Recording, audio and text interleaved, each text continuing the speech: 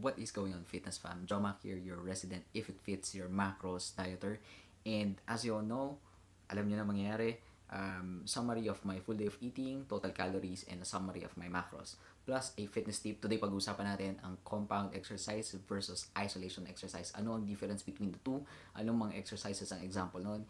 And kailan mo siya dapat gagawin. Alright, so bibilisan ko na itong vlog na to para may ma-include na yung fitness tip hopefully sa IGTV. But in any case, let's go ahead and start. Ang total caloric maintenance ko per day is 1,850. Protein is 138. Carbs is 207. Fat is 51. Alright? So, ang naging actual ko is 1,535. That's 305 calories less than the maintenance, which is 1,840. Alright? But please bear in mind, I give around 10% margin of error for my dieting kasi hindi ako nagpo-food scale. Again, ginagawa ko tong vlog na to to test out kung pwede ba talagang eyeballing lang or tansya-tansya lang based sa nakikita mong serving ng kinakain mo, tapos ilagay mo na sa MyFitnessPal app and huwag ka na mag-food scale. And so far, it has been so good. Alright? So, quickly lang, ang breakfast ko on total 327 calories. You know how it is. Egg whites, fresh milk na nilagay ko sa egg whites, tapos nilagyan ko ng konting cheese. For dessert, I had almonds na may chocolate. Sometimes I do black coffee sa side, sometimes water lang. So, yesterday, hindi ako nag-black coffee. Alright, quick tip nga pala, no? Kung first time manonood ng video na to, it's better to ditch yung egg yolks and just opt for seasonings or butter or anything na magpapasarap ng egg whites mo.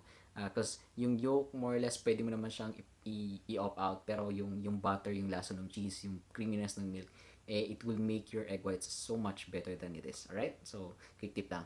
So, for lunch, medyo mataas, 678. Ang composition nun is grilled na hito. Kapampangan eh. White rice, 2 serving. So, nagpaka-greedy ako kahapon. Talaga 2 servings of rice ako. Tomatoes, onions, eggplant, and grilled lahat yan, by the way. Tomatoes, onions, eggplant, and yung gelatin na ginagawa ko. Gelatin, kalahating galon ng gelatin, 85 calories lang. So, how better can it get, right?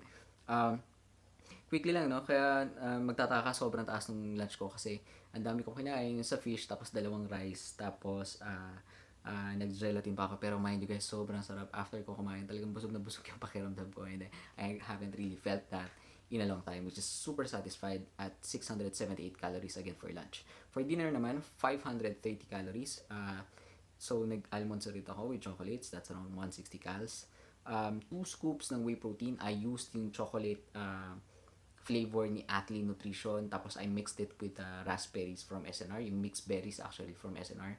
So Atlee Nutrition, 2 yung whey nila. I'm using the vanilla right now, pero may natira pa pala akong chocolate, so I used 2 scoops of those.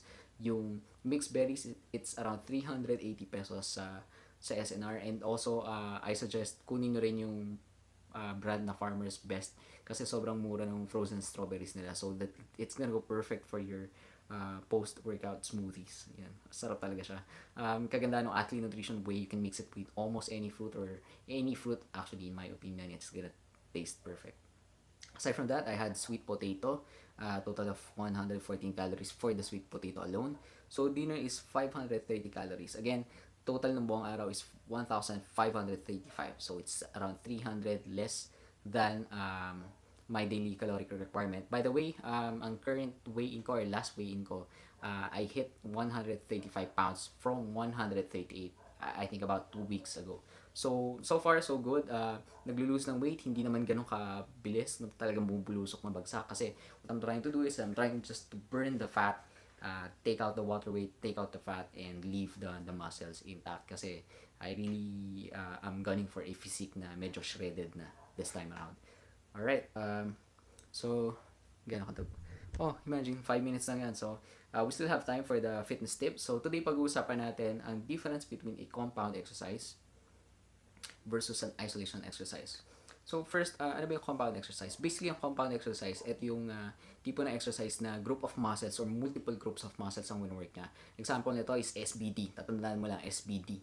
Alright? Pinaka-common yung SBD. Squat, bench, and deadlift. So, for squat, syempre, you have your lower back, you have your glutes, yung puwet, yung muscles ng puwet. Tapos you also have your hamstring muscles, saka yung accessory muscles ng paa, yung sa may ankles, yung pang-balance mo, yung calves. So, ang daming gumagana. For deadlift naman, yung buong posterior chain mo. So, not only you're holding on dun sa bar itself, But from the traps, mid back, lower back, glutes, hamstring, calves, lahat pag deadlift talaga, even the core muscles mo talagang engage yan pagka ginagawa mo yung exercise. Now for bench naman, the usual, you have your shoulders, um, posterior delt, or front delt, tapos upper chest, mid chest, and yung even the lats, yan, engage talaga siya pagka nagbe-bench ka. And also, syempre, yung tricep mo. So in short, maraming gumaganang muscle. Ang advantage nito, marami ka natitrain at the same time, so tipid ka sa oras. Marami ka ma-actualize na gains kasi syempre natitrain mo yung group of muscles sabay-sabay at the same time.